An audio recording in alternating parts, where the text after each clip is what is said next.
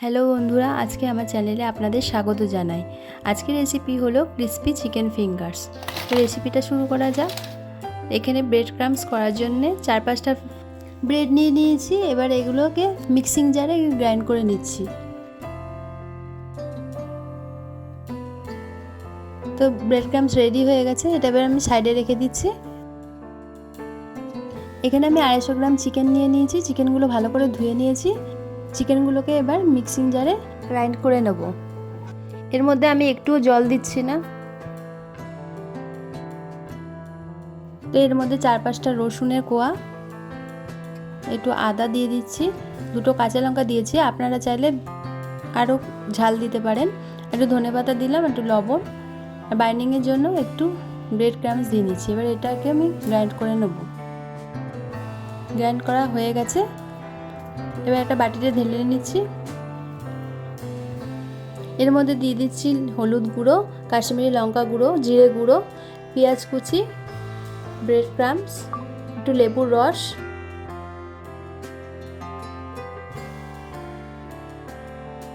Half চামচ চিনি, একটু অয়েল দিয়ে দিলাম। তো এগুলোকে আমি ভালো করে মেখে নেব।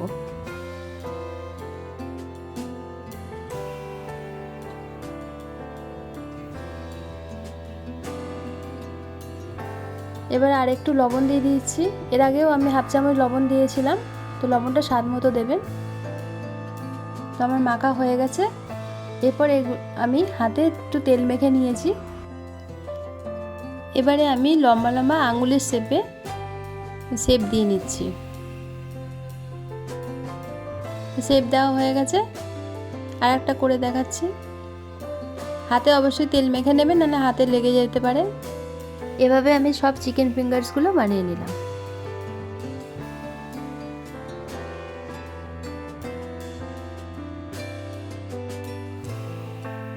এবার একটা বাটিতে 2টো ডিম, একটু লবণ আর একটু গোলমরিচ দিয়ে নিলাম।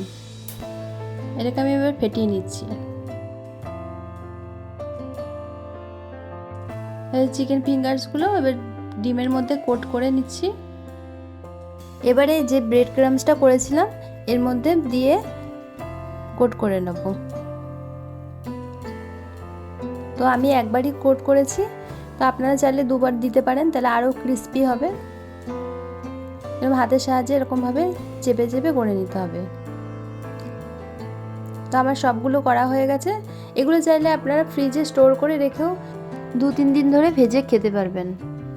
কড়াই গরম হয়ে গেছে, এবার আমি রিফাইন্ড অয়েল দিয়ে দিলাম। এবার একটা একটা করে আমি দিয়ে দিচ্ছি। চিকেন ফিঙ্গার্সগুলো আমি হাই ফ্লেমে ভেজে নিচ্ছি।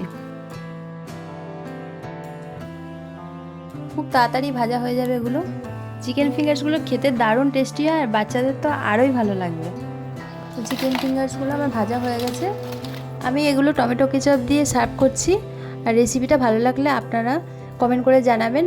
আর ভিডিওটা যদি খুবই ভালো লাগে তাহলে সাবস্ক্রাইব করে দেবেন। আপনারা সুস্থ থাকুন, ভালো থাকুন। টাটা।